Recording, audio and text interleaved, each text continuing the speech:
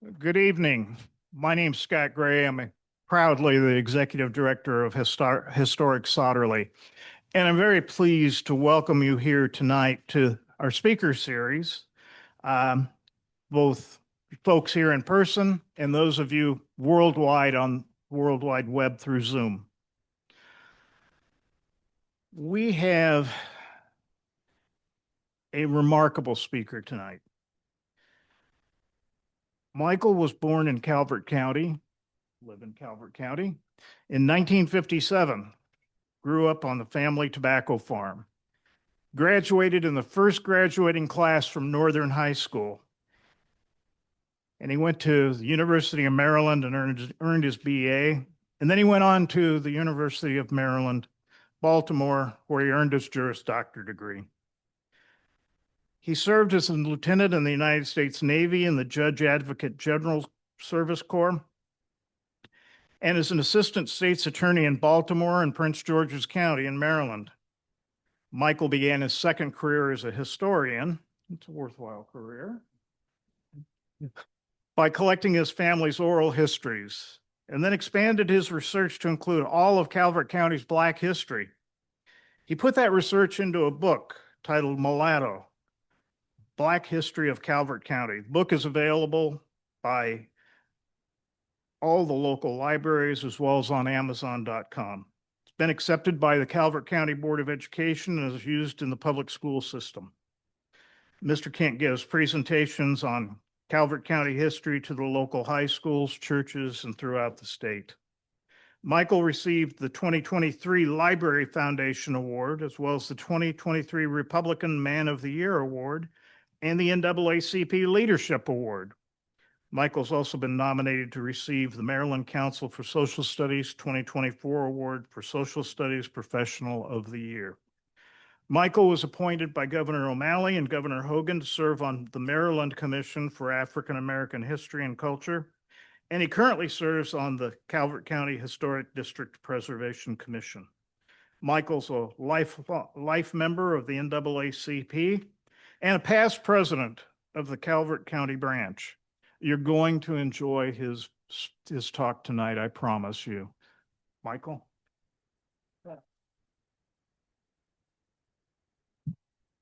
Thank you. Good evening, everyone. So I'm going to start where I ended the last time, which was with the Mulatto. Mulatto kind of focused on specific Calvert County Black history. Coming out of slavery, they focused on the education of their children. So we all had this one thing in common, and that was during the War of 1812, the British came through, and the British were trying to entice as many enslaved people to leave with them because that would affect the economy here in Southern Maryland. So my family was there in Lower Marlboro at the time and wouldn't go with them, wouldn't go with the British. And that piqued my curiosity. It was like, what's wrong with my family? You had a chance to get freedom and you wouldn't leave. So that started the research into history and keep going back to try to figure it out, what happened. I did get an answer to that, which surprised me. The first thing was, one, you had people with a British accent talking to Southern dialect, Black dialect, so no one knew what anybody was saying. So it's kind of hard to follow when you don't know what this guy's actually telling you to do. But the other thing is, and I took this from the book from Charles Ball. Charles Ball wrote the earliest slave narrative that I have seen. Charles Ball was born enslaved in Calvert County in 1780. And he kept being sold in different places. He was sold down south to Georgia a couple of times, but he would come back to Calvert County. And that always, I always wonder why, somebody could give you directions to Canada, someplace, but he was always coming back to Calvert County. So it was through his book and other research that I learned why he came back to Calvert County and why my family and other families wouldn't leave Calvert County. So the opening of Charles Ball's book says that his first recollection when he was 4 or 5 years old is of a group of men hitting his mother to make her let him go. That was quite often a way of life during that time. The children were taken away from their parents or other family members.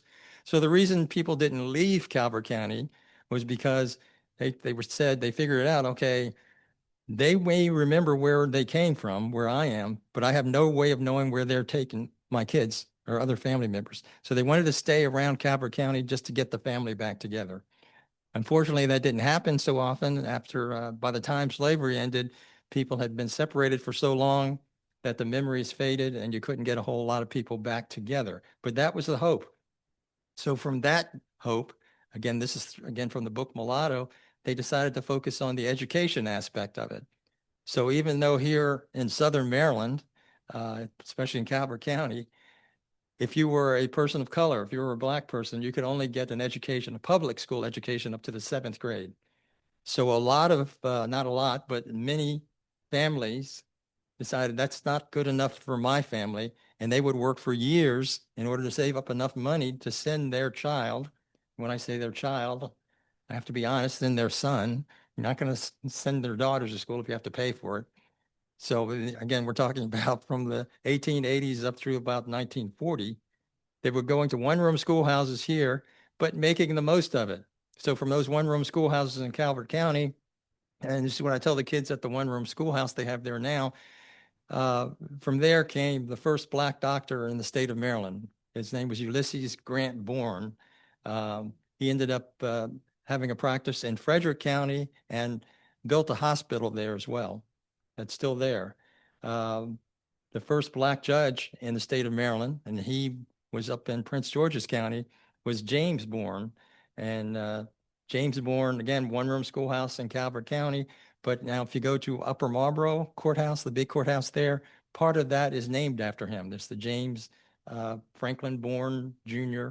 wing of the courthouse because of the impact that he had.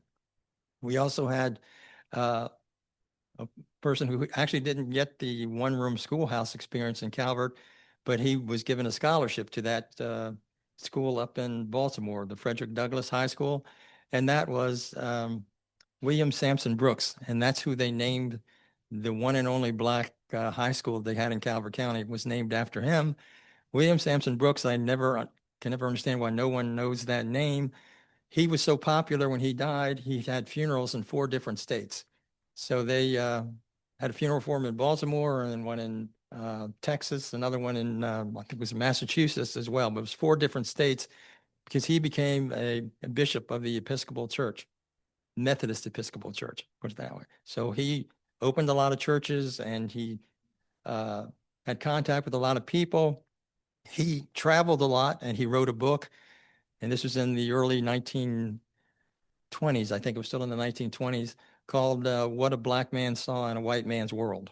And it became very popular. And that's why he was so well known at that time. But for some reason, it didn't go on in the future. And the people that attended Brooks High School weren't really sure who William Sampson Brooks was. That was another thing that piqued my curiosity. As popular as he was, he didn't care for Calvert County. So after he left, he made a point of not coming back to Calvert County. And I found out about that later, why he didn't want to do that. But he would come as close as Prince George's County. And really, the only reason he was coming back at all was to visit his mother, who was still alive. They would have other family members bring her out of Calvert County to meet him at different locations in Prince George's County, but he did not want to come back. So from there, I just continued random research on different things, and I stumbled across the next chapter, which is the Jacob's Children. The funny thing about Calvert County, okay, it's not funny, but their preferred transportation has always been by water. For any of you that have driven around Calvert or even over this way. I think St. Mary's is the same way. You're going up the hill and down the hill, up the hill. Because I wonder why we never had any stagecoaches. And it was because we would kill the horses with going up and down the hill so much. And my family, even on the farms, and most farms were that way, didn't use horses because the terrain was so rough and so hilly that they used either ox or they used mules to plow the fields. So they liked traveling by water, even though it was slow, very, very slow to get where you wanted to go, but it was safe. Around 1899, they started the train system in Calvert County over in Chesapeake Beach. And that was a curiosity to people. So there happened to be a reporter from Boston who was in Washington, D.C. covering something else. And he heard about this new train system being built in Calvert. So he took, again, the steamship down to Calvert to Chesapeake Beach, and he got off the steamship and he was walking towards where they were building the railroad station. And he happened to come across a black man. He said, "Oh, can you give me directions?" And I said, "Well, I'll do better than that. I'll walk with you." And that happened to be Jacob Broom. And as he and Jacob were walking along, Jacob just kind of casually says, "I've kept track of all of my kids, and I'm pretty sure accurately that I fathered 376 children," which amazed the reporter. So then he started asking more questions about that. How did you father 376 children? And he said, "Well, that was my job." He was enslaved by the Chu family over at the beach, and that's what his job was just to get women pregnant. So again, one thing leads to another. So I had to research, and I said, "What's that all about? Why are they trying to father a bunch of children from Calvert County?" So as it turns out, go back to 1808, Thomas Jefferson and others ended the international slave trade at that time. So you were no longer getting Africans coming over to the United States to be slaves, but you still had that big cotton industry down south that wanted the labor. So, and some people think it was intentional on Jefferson's part. That opened up the breeding aspect because he already had slaves in Maryland and Virginia, Kentucky, and other places, but not to the extent that they needed in the South. So they started breeding the slaves, and then as soon as they were born, they would send them down south to the cotton fields. And of course, other enslaved women there would nurse the children for them until they were old enough to go to work in the cotton fields. This is something that was well known at the time, although everyday people didn't talk about it. But you'll see articles by Frederick Douglass and by Horace Greeley condemning the practice and I guess hoping that someone would do something about it. Especially Frederick Douglass would always talk about you can't just close your eyes to this because you're not a part of it, because you're not a part of the sales or doing anything, but you have to be aware that this is going on. So that was his big argument. And he made major speeches, particularly in England. He went over there and spoke to Parliament about it. And then he got as graphic as you could about how terrible it was. And he would say, he was aware of women that would break away and run to the nearest high cliff or bridge and jump to their deaths. There were other women they had a female child who would suffocate that child, the female child, not wanting that child to go through what they have to go through. The other proof, and I was just trying to use all primary sources so that people can say, "Oh yeah, that's just somebody's opinion," but it didn't really happen. So the primary sources tell you all these things. People were talking about it at the time. And the other thing that you can look at are the census records from the 1880s. The census records from the 1880s all talk about the women and the number of children they had and what happened to them. And you'd be surprised to see how many of these women have no idea what happened. They'd have 12 or more children and not have any idea what happened to any of them. One of those that I looked up in the census was William Sampson Brooks' mother. She was one of those with a lot of children, 12 children, but had no idea what happened to them. So I'm thinking she was probably a victim of that slave breeding as well. And that affected his attitude as to why he did not want to come back to Calvert County and would get her out of Calvert County whenever he could. Okay. That's the tragic part of it. Yeah. The other side is, as I pointed out before, people make the best of a given situation. So one of the things I found out, these children, you don't know what happened to Jacob's actual children, but I know the children in Calvert County did well, were people that used what talents they had and thrived with that. So one of the people that stood out to me is a guy named N.M., it stands for Nathaniel M., N.M. Carroll. Nathaniel M. Carroll, those not from Calvert County, was born enslaved in the northern part of the county, an area that was called Smithville and now it's called Dunkirk. But he was sold a little farther south to Sunderland, which is only about 5 miles away. This again, going back to Charles Ball's book about life as a slave in Calvert County, even back then, 1790s or so, he would say you would work 6 days a week, and then the slave owner would give you the seventh day off, Sunday off, to do what you wanted to do, to visit family that was nearby or whatever. this guy from Smithville, Nathaniel M. Carroll, decided to use his, and this started when he was 10 years old, decided to use his day off to go to work for someone else for pay. So he would wander around on Sundays looking for work, finding odd jobs, uh, and working for pay for years until he earned up enough money to buy his freedom. He bought his own freedom and he bought his father's freedom. Both of them went up to Baltimore. He attended school up there, eventually became a minister himself, a bishop of the church. And N.M. Carroll started the first old folks home in the state of Maryland, the senior housing. And when you go through Baltimore now, if you're going towards the inner harbor, you can see signs on both sides of the road that'll say N.M. Carroll Senior Housing or N.M. Carroll Manor Homes. He started the homes in the 1880s because he realized coming out of slavery that people aren't going to be getting any retirement. No one got retirement money or Social Security or anything. There was no one to take care of the people except what they called alms, ALMS, alms homes, which were for, don't take offense, I take this, it's mostly for teachers, for the insane and alcoholics and drug addicts. And that's usually what teachers became after a while with dealing with the kids over the years. Those are the only ones that were looking to take care of people with mental defects or alcoholics to get them off of the street. He was the first one to say, well, you're just too old to work now and you deserve a rest at a nice place. So he's the first one that started that concept of just having the houses for people that are no longer able to work as they did before.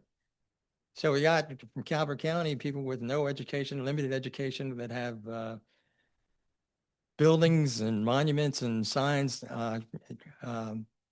admiring them in every jurisdiction you can think of, except Calvert County. So Charles Ball, that I started the story with, Charles Ball eventually joined the military during the War of 1812 and became a hero. He helped win the Battle of Bladensburg, or fought in the Battle of Bladensburg. So I think they lost that battle, but he fought at the Battle of Bladensburg, okay, and became a hero to the troops.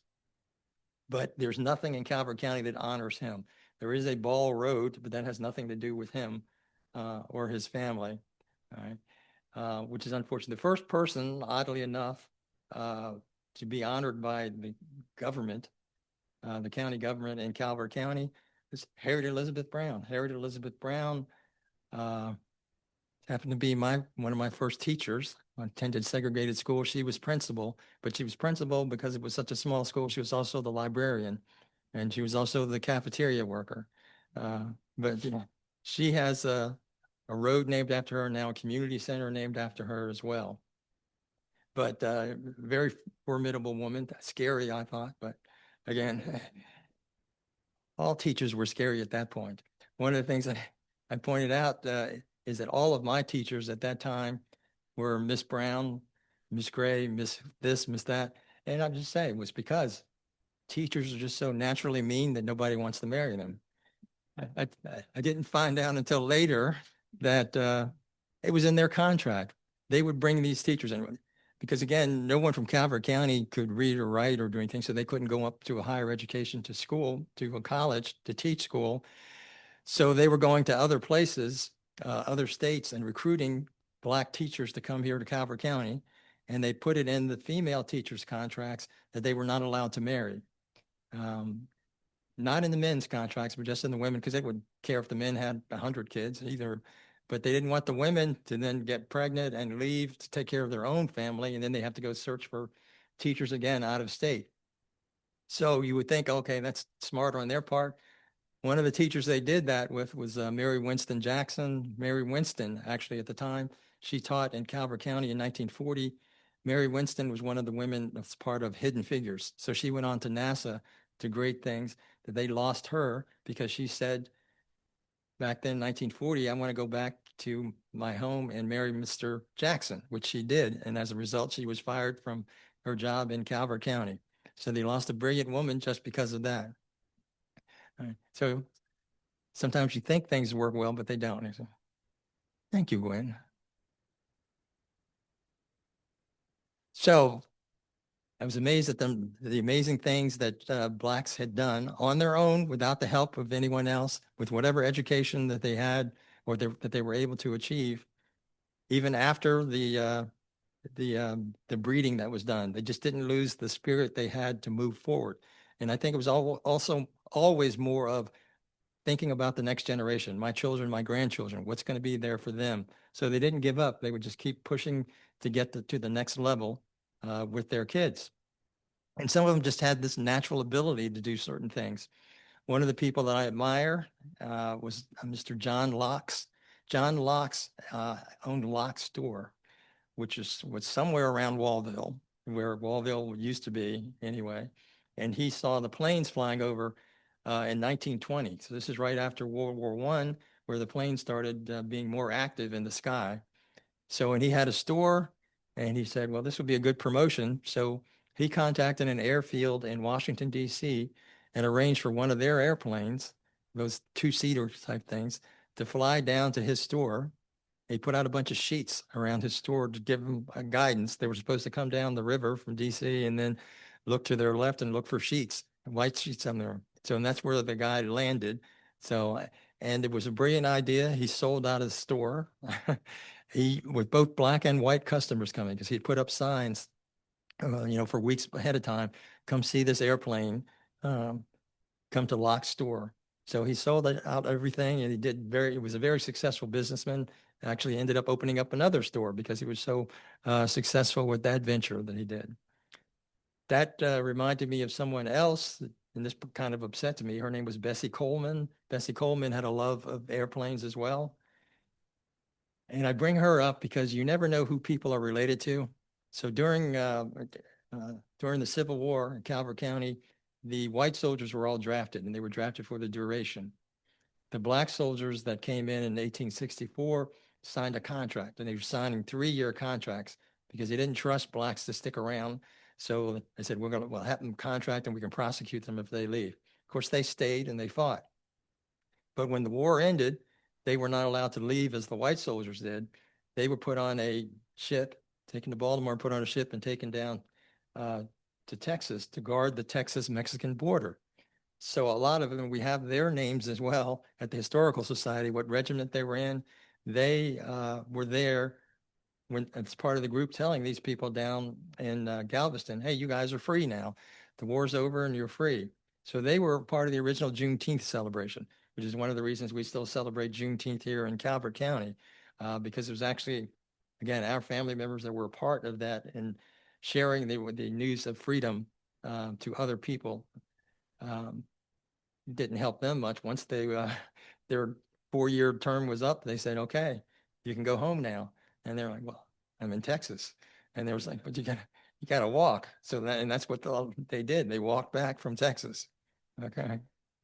Determined people, I'll give them that. So they made it back. They didn't get the medals and things that they deserved because again, once they put in for it, they were told, yes, you're entitled to it, but we're not paying the postage. You have to pay us that before you can get your medals and things that you're entitled to.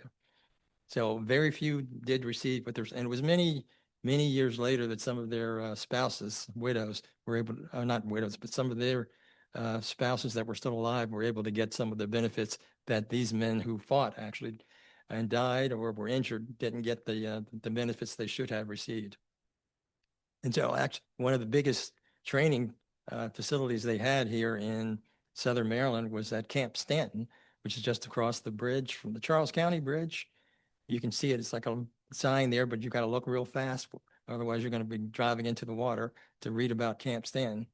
The sad thing about Camp Stanton, I'll go to the good thing first. The good thing is there was one of the white officers there watching things. He later became the head of Hampton University, and he documented a lot of what went on there into the Hampton University Library.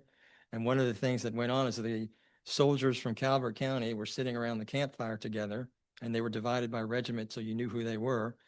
And they made up a song that was titled "They Look Like Men of War," because they were proud of the uniforms. They looked like men of war. And so that became the first Black battle hymn. And they used that in battle as they were going in. Unfortunately, they didn't know anything about copywriting. So some people from the Mormon church happened to hear that song later, and the Mormon church copyrighted that. And so it's now in the Mormon church, and they're still making money off of things that the black soldiers from Calvert wrote. But it's still the same. The lyrics are exactly the same, uh, same meanings. Uh, but it's just one of those unfortunate things, live and learn, as they say. So those people did well in the war, didn't get the benefit they should have. But a lot of this comes down to somebody publicizing or getting the publicity for what you do. For example, now I've lost her name, for the Underground Railroad. Yes, Harriet Tubman. We had an underground railroad in Calvert County, but it just wasn't underground. It was on the water. So in order to ship your crops or your livestock to market, you've got to load them onto these ships that were going up and down the bay and up and down the river.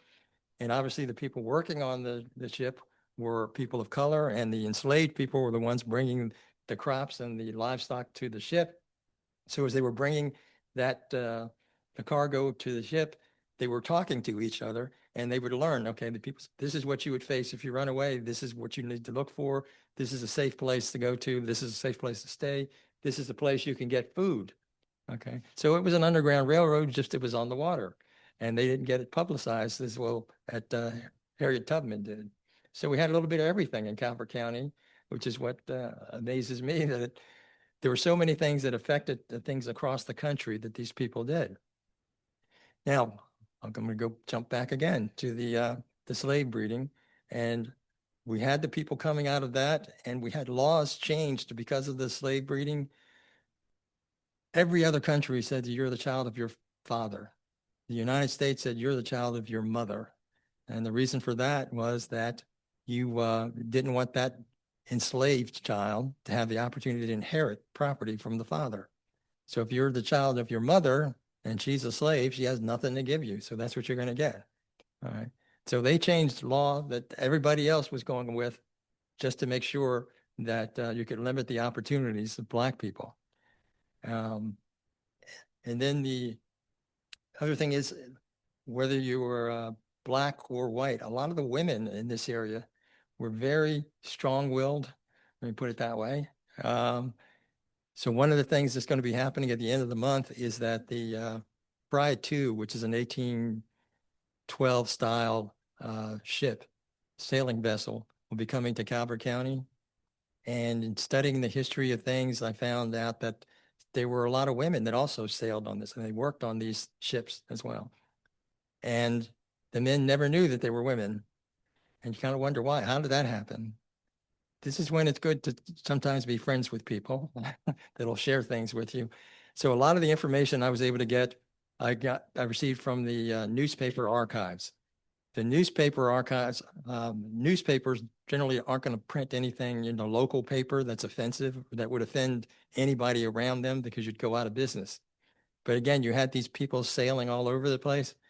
They would go to other places and then sell those same stories to other newspapers who they don't have any relatives in Calvert County, so they could care less if people in Calvert County get mad at them. So that's how they got a lot of their stories.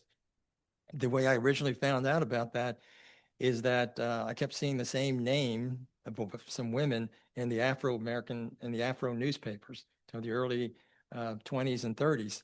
And it turns out these women were the wives of the pastors that had a congregation that had maybe 4 churches. So the wife would go to a different church each month and collect the gossip and then sell it to the Afro up in Baltimore.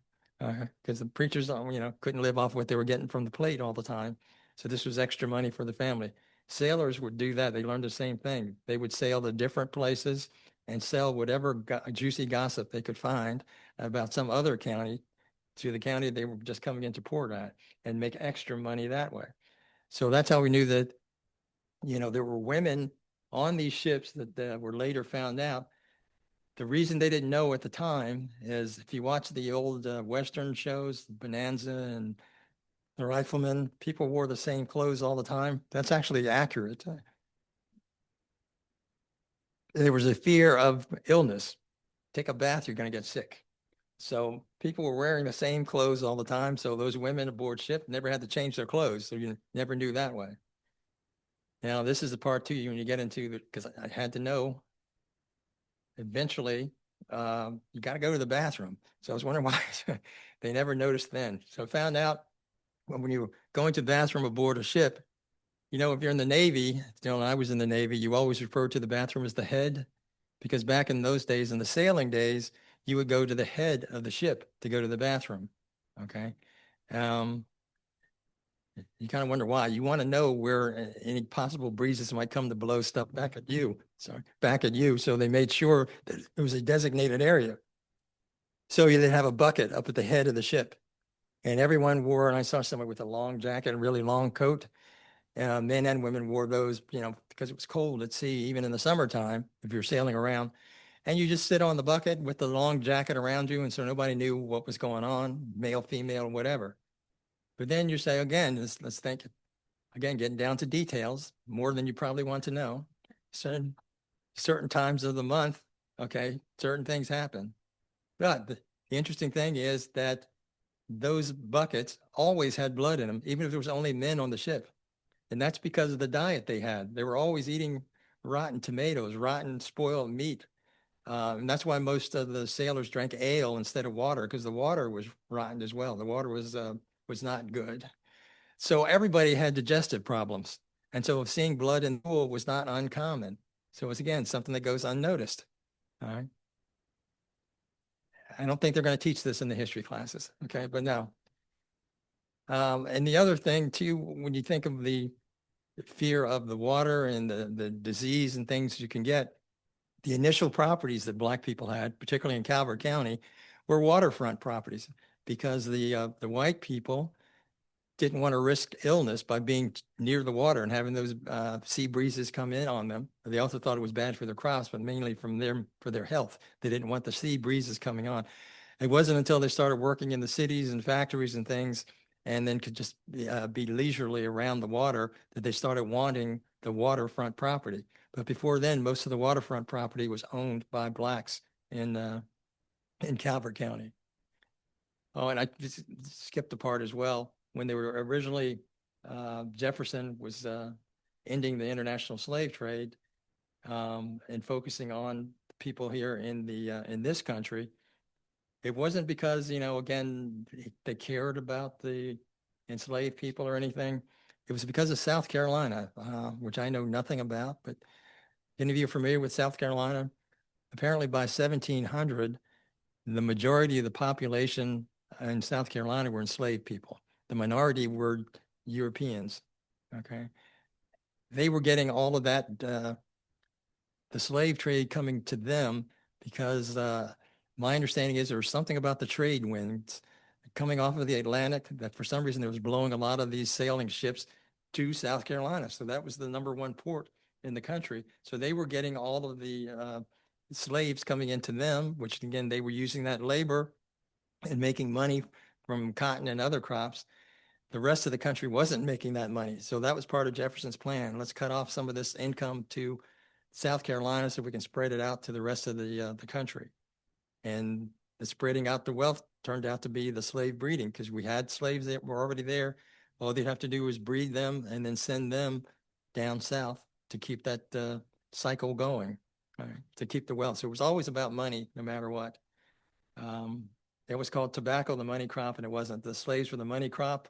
We were talking earlier in here that those of you that may have been unfortunate enough to be on a tobacco farm and growing up on one, you could never guarantee a good tobacco crop, no matter how good a farmer you were, because you'd have things like this year's weather, 80 degrees one day, 50 degrees the next day. You can never depend on the weather to do what you want to do to guarantee a good crop. And if your crop is gone, then you're finished. So that's why they had to rely on the slave labor, okay, to keep things going.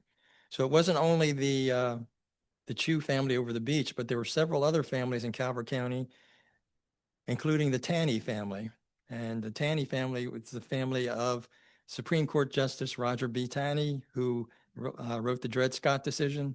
So that was a part of his growing up, that these are not really people. They're more like animal and livestock when he was writing that opinion.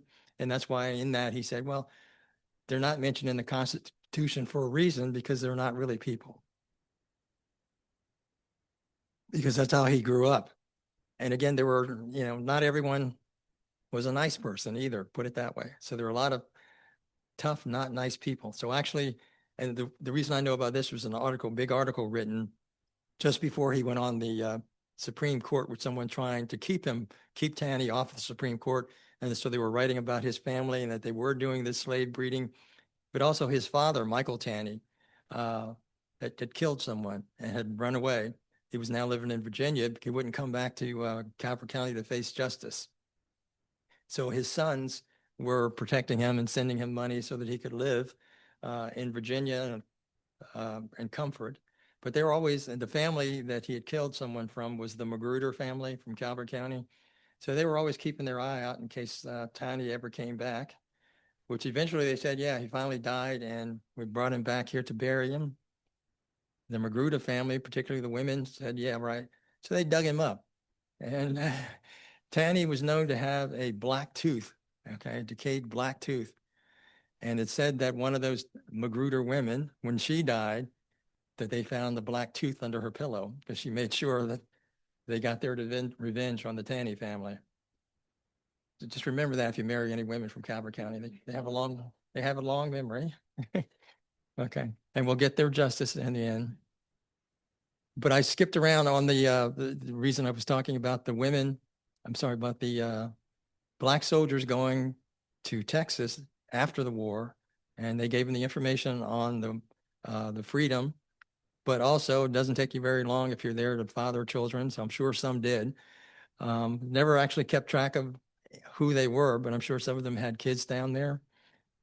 That brings me to the Bessie Coleman. She saw planes flying over as well. She was intrigued by the airplanes, and she wanted to learn how to fly. She was born in Texas. She may have gotten to the 6th or 7th grade down in Texas. When she grew up, she moved to Chicago. There's never any money in Texas, you know, in farming and things like that, and was working in restaurants and things and telling people about her dream. So the other people said, well, we want to help you. And they raised money for her to go to flight school. Of course, this was in right after World War One, still the 19 teens, early 1920s. And she had two things against her. One, yes, she's female. Two, she's black. So both of those were disqualifying from going to flight school. So she did find out somehow that she could go to flight school in France. And the people around her said, okay, fine. So they kept on raising money, and they raised up enough money for her to go to France. This is the amazing part to me. I had 6 years of French. I had 2 years in junior high, 2 years in high school, 2 years in college. Can't speak a word of it. She taught herself French, and she taught herself well enough that she took the entrance exam in French and passed it. And she went there and then attended the flight school and passed everything in flight school in French. And then came back to this country before Amelia Earhart, and she started flying around, and she was an amazing woman. They did those stunt shows and things, the barnstorming shows. Unfortunately, she died very young. She was in her 20s when she died because mistake she made. She trusted a man to check her engine for her, and he left a wrench or something in there. And as she was flying around, and again, these the two-seater planes with no seat belts, so something jammed in the motor, the engine, and the plane flipped, and so she fell out to her death. And again, for some reason, no one remembers her, which they should, because she's an amazing person. Coming back this way again to Calvert County and how they did these things with the remarkable people, including the women, and how they got things done, made sure their kids were educated, and the things that were named after them because of that. The thing that we were missing from them is just, as I said, the publicity, the forum to get this done. But they did it with the school system, and finally getting that, having a high school here in the 1940s. They had an early high school that people forget about that was called the Central Industrial School. And that was, I don't want to say where it is now because they never want me to tell where the women's shelter is, but there was a women's shelter at one point. And this comes back to my family as well on my mother's side. The other thing I was talking about was my father's side. My mother's side, her grandfather started a church as well. Actually, both of my grandfathers started churches, but this one was in the Prince Frederick area. So he bought the land. He was part of the Freedmen's group, the Galilean Freedmen, and he purchased land. And I tell people that I inherited his business sense. He purchased land for $50, a couple of acres, and he sold it to the school system for $5. He said it was more important that the kids get educated than it is for him to make some money. So his name was Charles Stewart, and he could have made a lot of money being an undertaker, which the rest of his family was doing somewhere else, but he decided to do this to, again, to help the kids move to the next level, to the next step. And some more details I wanted to give you too about the breeding. The average amount that that you could get for that, for a really small child, maybe $100, $200. But for the prices ranged after that from $1,300 to $1,600. And for boys that were 4 feet high, I don't know how tall that is. What age range is that? Whatever 4 feet is. Some of you moms know what's 4 feet. Now, if they're like 6 feet at sixth grade. But in any event, so that's the kind of the range they went to. You know, about 4 feet tall, will give you $1,300. So that's a lot of money back at that time. You can more than survive on that. Okay, and pretty much trying to retire. So from there, what was I talking about? Oh yes, as far as the women and the things that they were able to accomplish, which is kind of weird when I point out that Black males got a lot of stuff before the white females did. Able to vote, able to go on the important thing, go into bars, smoke cigarettes, things like that. Those are privileges that the Black male got. It eventually caused them to die early, but it was a privilege to do those things before women had those opportunities. So they did put up with a lot. The medical facilities were non-existent. So basically what you had was midwives taking care of all the children. That was pretty much one of my favorite times growing up. If you're too sick to go to school, I was taken to my grandmother, who was a midwife. And you know how the midwives cared for everybody was there's always going to be a little bit of alcohol in any kind of medicine they gave you. So you always felt pretty good when you left grandma's.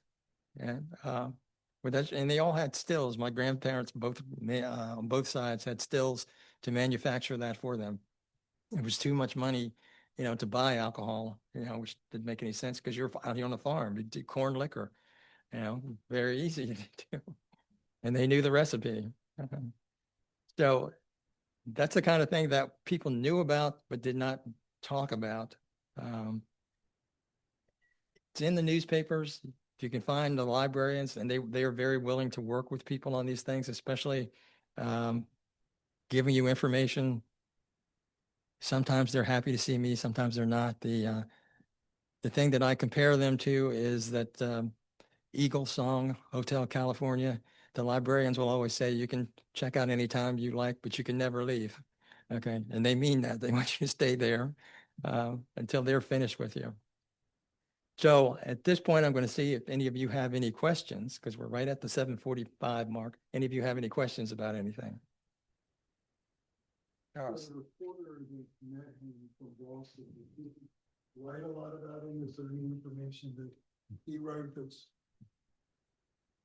the reporter who met him when he was in Boston and came down to check out the new railroad? Did he write information about him that's available to you as a source? Or Yes, he wrote a long article. That's how I learned about this. He wrote a very long article about this man with 376 children because it amazed him.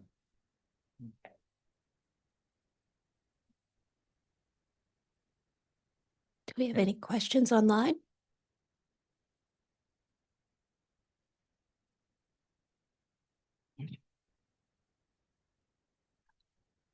We have one question online. What was the law connecting children to their mothers rather than their fathers pertaining to only African Americans? My apologies. Was the law connecting children to their mothers rather than their fathers pertaining only to African Americans? Yes, and specifically to the enslaved people, because those are the ones that they wanted to make sure could not inherit any property from their families. The laws can always be really weird and specific on things. It's one of the reasons that Roger B. Taney became a judge is because he was not the oldest son. So therefore, he could not inherit his family's property. So his father was saying, well, you can't have this money, this land, but you can have an education. As worthless as that is, they thought, as worthless as an education is, you can have that. So he sent him to school saying, well, because you're not going to be able to inherit any of the property as the second son and not the oldest son.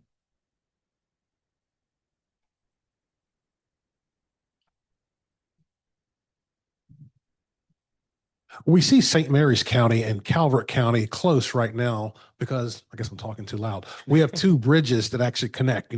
We got the both of those bridges. But back in those days, were the slaves in particular connected?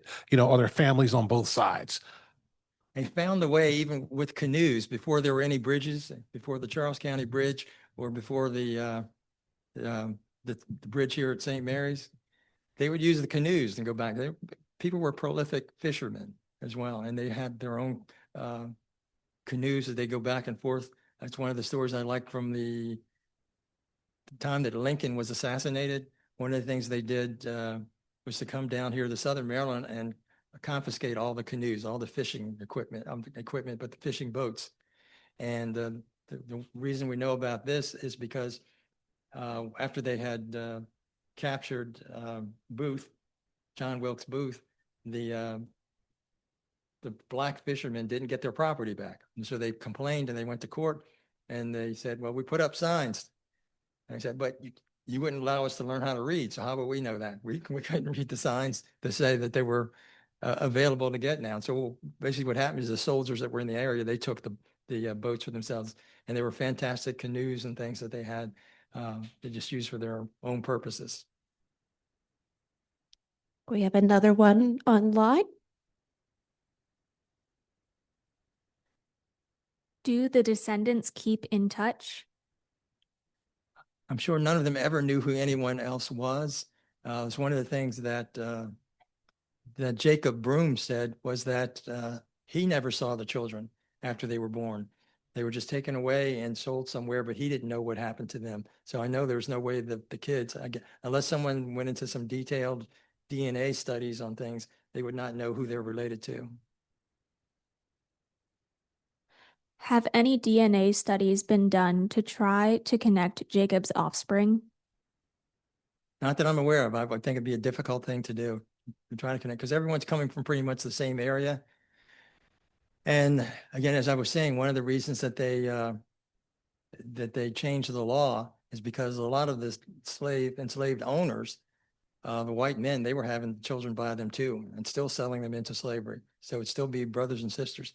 It's one of the things that happened with my family. My family, again, was originally owned by the Kent family, who produced one of the early governors of Maryland. And then after he died at a slave auction, they were purchased by the King family, a man named James King. James King was very prominent at All Saints Church in Sunderland. So a lot of the children looked like him, okay? And Pastor White and looked like him. So that was the reason my great-grandmother decided, well, I'm not going to get these kids in trouble by giving them the name King. I'm going to give them the name of the last place that I was, which was the Kent family. That's where we got our name from, Kent, because she didn't want to get the kids in trouble who looked like their father. Right? So fortunately, I was, this was a couple, maybe 5 or 6 years ago down at Asbury, where I was able to meet some of the white descendants of James King. Okay. Eventually, we'll have to have a reunion of black and white, the King family. That's Story says he's kind of did he share why he felt the need to be so prolific, and how did he justify that? Was it his why? It wasn't his choice. That was his job. Just as other people had different jobs, his job was to prove. Yeah, but not that job. He was well, I don't think the newspaper guy thought to ask him that. He accepted it. He did go around Chesapeake Beach asking other people, is this guy a crazy old man? Because at that time in 1899, he was 89 years old. He was born in 1811. So you might think it was just a crazy old man, but then people were saying, "Yeah, no, we were aware of this and we're aware that he did have that many children." And other families also were aware of breeding going on in other areas. That was a way of getting some extra money if you needed it. Case or is he? I don't think it was exceptional. Which case or how many? I don't know that it would have that many. Okay, that seems like an exceptional amount. So maybe he was, again, good at his job, but maybe not. The guy, uh, but the women would usually have or expected to have 10 to 12 children through their lifetime. But again, this is being raped repeatedly during their lifetime, but they would be expected to produce 10 to 12 kids before they would say, okay, now you finished your job, you can go and do what you want, when they think they were beyond the breeding age. The men was unlimited. And their first guy I was telling you about when I started, the N.M. Carroll, who got the monument in New York, he was enslaved in Smithville, which became Dunkirk. So his first wife had, I think it's like 17 or 18 kids until she died. Then he went and married somebody else and had some more kids. So, yeah.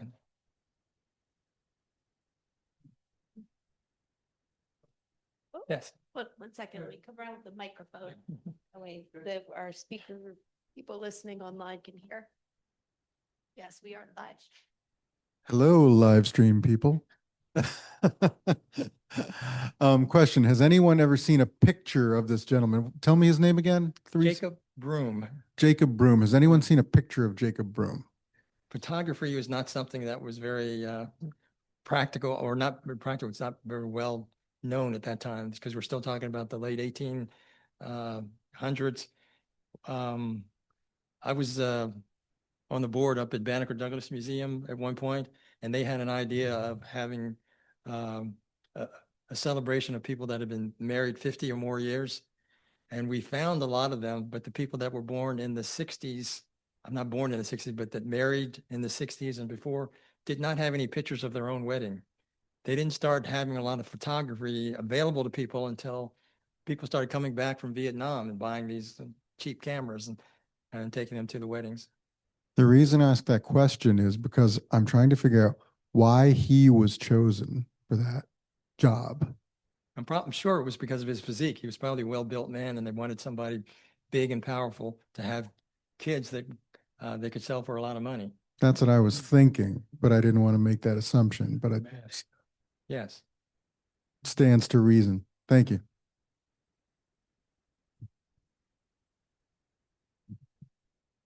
You mentioned you weren't able to reveal where the women's shelter was, or you're not supposed to. Is that because it's still something that's ongoing, this women's? Yes, and shelter? you don't want other family members to come there to see. So it's still an ongoing place? That shelter, yes, still exists. Okay, thank you.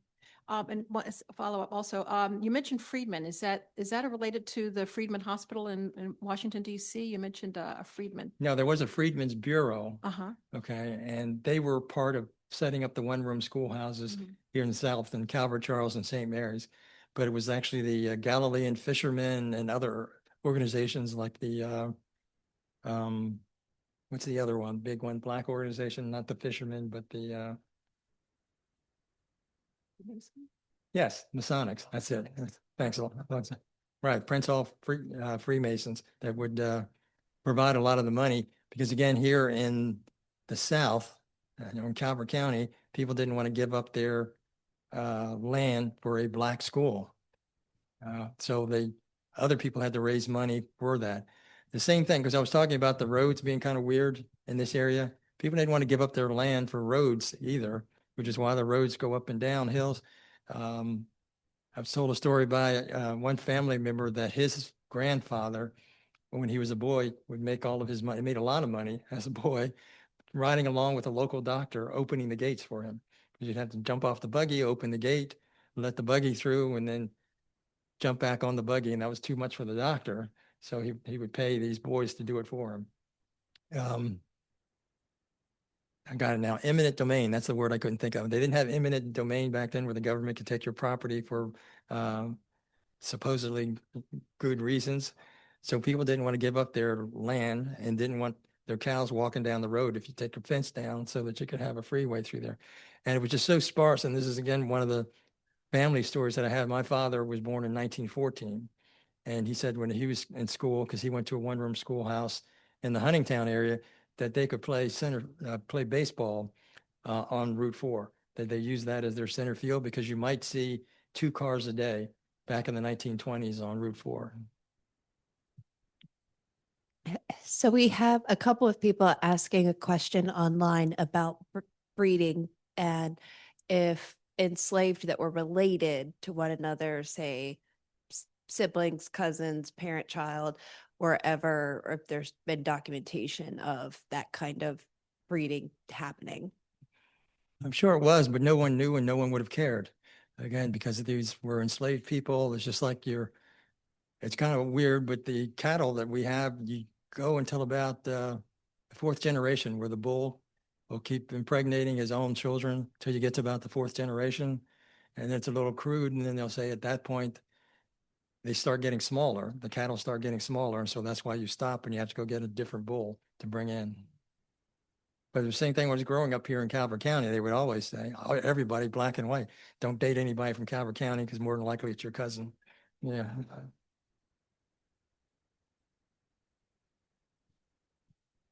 So, Michael, in addition to all of your research, I know you have several books, and in addition to the books, what other ways can people find out more about the work that you've been looking into?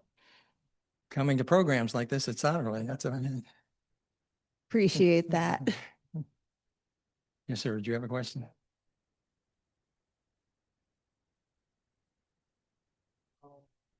From either Culver County or St. Mary's County that went back to Liberia during the time when they were sending the freed slaves back to that area.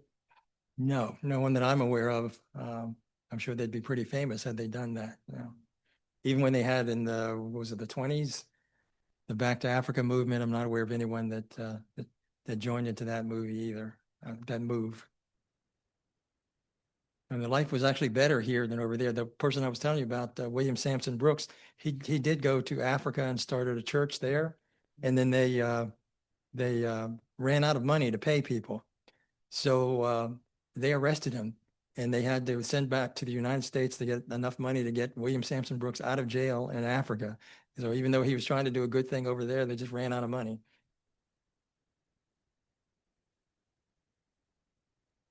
Thank you Oh, so thank you, much. sir. Let's have a round of applause.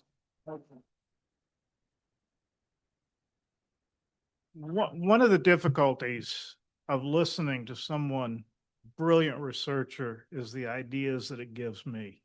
I'm on the History Commission in Calvert County, and we got some work to do. So thank you so much. We really You're welcome. appreciate it. That's one of the first places I went. And the problem here in Calvert County, as I'm sure it was in St. Mary's and other places, everything was made of wood and everybody had a Yeah. fireplace and everything's burned down. They lost a lot of records. Yeah, definitely. It's an ongoing problem. Well, thank you, and we look forward to welcoming you back here soon, very soon. All right. Thank you. Thank you. Thank all of you. I want to remind you of a couple of things. This Saturday and Sunday, our Garden Guild is having its plant sale right here, 9 a.m. to 2 p.m. Saturday and noon to 3 on Sunday. And they've got some nice plants for sale, including crocus bulbs that came from the homestead. The homestead is down here. It's a restoration project we have going on. It was a tenant farm home. It was a sharecropper home for generations. And you can get a piece of that. I'm going to get some of those. Those are going in my front yard. Lots of them are. So be sure to support our Garden Guild. They're wonderful people and they do wonderful things. And our gardens are going to be incredible again this year, maybe better than ever. And on May 2nd, Saturday, May 2nd, plan to come back. We are having the grand opening of our new Visitor Experience Center, which right over there. It's going to have an expanded gift shop and some wonderful new products going in there. I know that because they've been coming to our house. My wife Catherine's working on it. She's here, take this in, take that in. Um, a whole lot of nice things. And we're going to have a lot of family activities that day. It's our opening for the season, so we'll have face painting and bubbles and a puppeteer and all kinds of good things. Bring a picnic. You'll have a lot of fun. Also on May 9th, we are having our first Mother's Day tea. That's Saturday, May 9th, the day before Mother's Day. And I don't know if we have flyers out for that, but you can find it on our website. You can find everything on our website. And I'll remind you about our website is that you can donate there. It's your support coming to events like this, being a part of the life of Sotterley, and your contributions that keep us going and help us to expand and to tell stories that are important, stories that only people like Michael can bring to us. We're doing that, and we're going to continue to do that, and we're going to do much more of that with your support. So give early, give often, be a part of what we're doing. Come to our events. We love seeing you here, and I thank you for coming tonight. So hope to see you again soon. Have some of these here for sale. Oh, Michael has his book. Yeah, these are for sale too, for $20 each from Jacob's Children. And there's still some refreshments in the back. Please be sure.